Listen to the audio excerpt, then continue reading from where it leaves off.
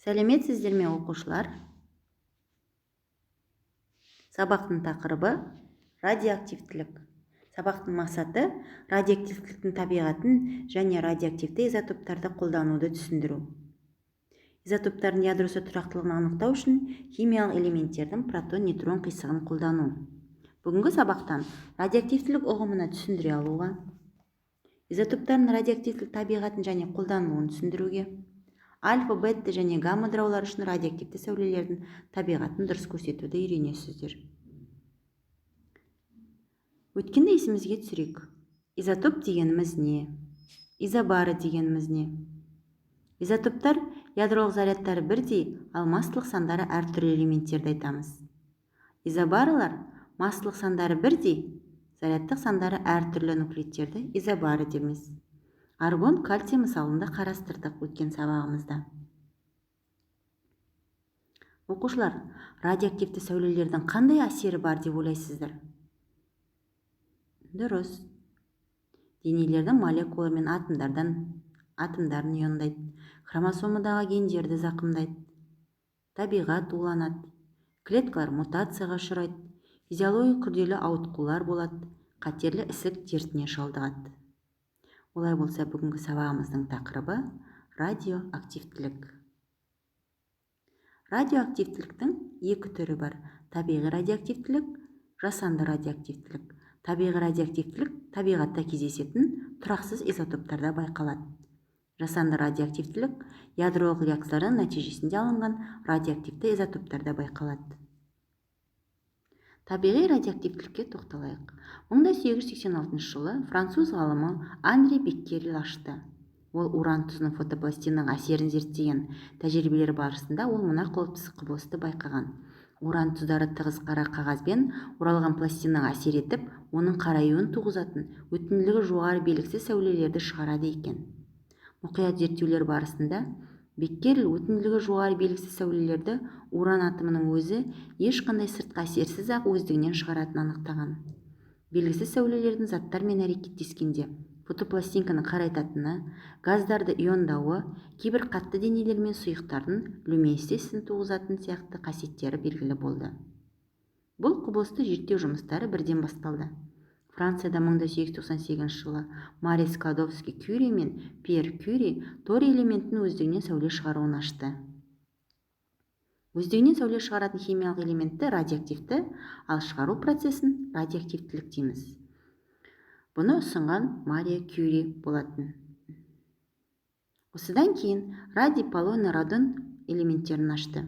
Ауқымда жүргізілген зерттеулерді Менделеев кестесіндегі қорғасынан кейінгі ауыр элементтердің ядроларының бәрінде табиғи радиоактивтілік бар екенін көрсетті. Кейбір жеңіл элементтердің де, мысалы калийдің, көміртектің изотоптарын анықтаған. Радиоактивтілік дегеніміз дәптерімізге жазып алайық. Химиялық элементтердің өздігінен сәуле шығару процесі. Бір химиялық элементтің тұрақты изотопының өздігінен элементар бөлшектер шығара отырып, екінші элементтің изотопына айналуын айтамыз. Негізінен үш түрлі радиоактивті сәулелер болады. Альфа сәулелер, заряды электрон зарядынан 2 есе көп, оң зарядталған, массасы сутек массасынан 4 есе көп альфа бөлшектерден тұрады, немесе гелий атомының ядросымен теңестіреді. Бетта сәулесі, электрондар ағыны, заряды теріс. Гамма сәулесі, массасы өте аз, электромагниттік сәулелену кванты. Сәулелердің түрлерін дәптерімізге жазып қояйық. Радиоактивті сәулелердің өтімділігі. Альфа бөлшек парақ қағазға тұтылып, одан өте алмайды. Алайда адам терісінде қалып қойса, ішкі органдарын тыныс жолымен, яғни жеген тағам арқылы өтіп кетсе, ол өте қауіпті. Бетта бөлшектердің өтімділік қабілеті үлкен. Олар адам ағзасына 1-2 см тереңде бейне алады, алайда бірнеше миллиметр алюминий қаңылтыры оны толық жұтып алады. Гамма сәуленің өтімділігі аса күшті, сондықтан одан қорғану үшін қорғасынның немесе бетон плиталарының қалың қабатын пайдаланады. Алдарыңызда радиоактивті сәулелердің сипаттамасын, зарядын, массасын дәптерімізге жазып алайық. Келесі сабақта ядролық реакциялар теңдеулерін жазған кезде бұл бөлшектердің белгіленуі біздерге керек болады. Дәптерімізге түсіріп алайық.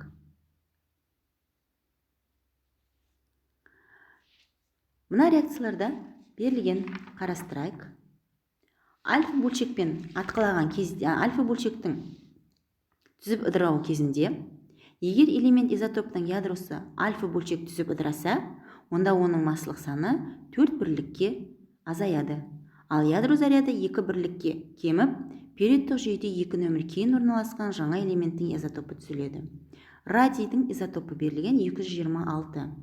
Массасын 4 азайтамыз. 222.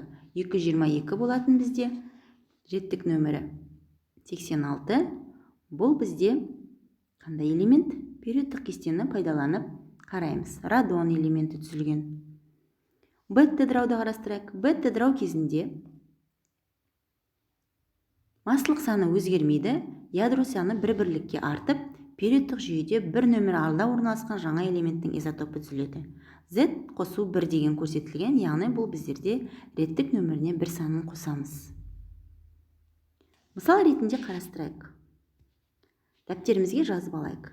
Полоний элементтің изотопы берілген, массалық саны 218. Бетта ыдырау кезінде біздер айттық, массалық саны өзгермейді. Сол күйінде 218-ді жазып қоямыз. Ал заряды 1 бірлікке артады. 84-ке 1 қосамыз, 85. Енді периодтық кестеден 85-ші тұрған элемент бізде қандай элемент? Периодтық кестеден тауып алайық, бұл астат. Яғни астат изотопы түзілген. Келесі реакция. Радий 228, массалық саны өзгермейді. 228 бетта ыдырау кезінде. Ал реттік саны 1 саны алға жылжиды. 88-ден 1 саны алға жылжығанда 89-ші актиний изотопы түзілген. Реакцияны дәптерімізге көшіріп алайық. Бұл ядролық реакциялар. Келесі сабағымызда толығырақ қарастыратын боламыз.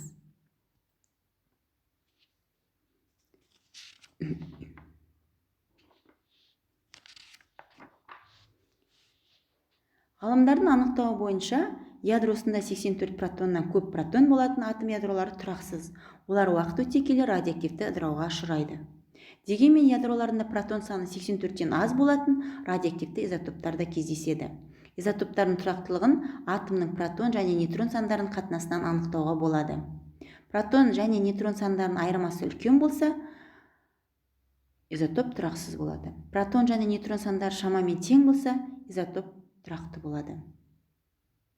Радиоактивті нуклеидтердің ыдырау жылдамдығын жартылай ыдырау периоды деп аталатын шамамен сипаттайды. Жартылай ыдырау периоды деп радиоактивті изотоптың бастапқы атомдар санының 2 есе азаюына кететін уақытты айтады. Берілген формуланы дәптерімізге түсіріп алайық. Мұндағы N0 алғашқы ядролар саны, үлкен N ыдырамаған ядролар саны, кішкентай Т ыдырау уақыты, үлкен Т жартылай ыдырау периоды. Яғни үлкен Т жартылай ыдырау периоды көптеген есептерде пайдаланамыз. Кішкентай N жартылай ыдырау периодының уақыт ішіндегі саны. Алдарыңызда кейбір изотоптардың жартылай ыдырау периодының уақыты көрсетілген. Сіздердің оқулықтарыңызда да кестеде берілген. Уран 238 изотопының жартылай ыдырау периоды 4,5 миллиард жыл.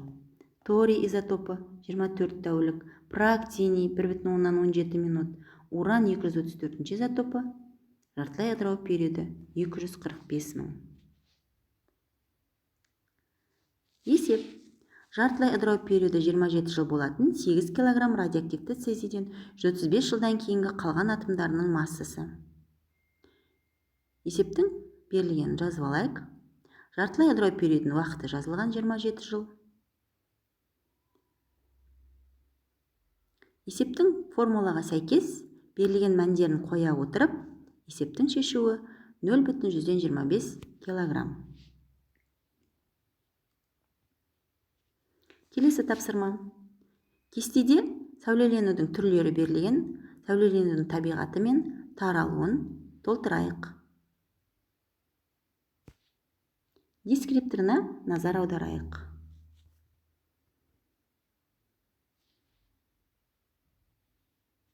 Келесі тапсырма. Атом құрылысы туралы білімдеріңізді пайдаланып, төмендегі тұжырымдардың қайсысы дұрыс бұрыстығын анықтаңыз. Егер дұрыс болса, плюс белгісін қоясыздар, қате болса, минус белгісін қоясыңыздар. Бағалау критерийі.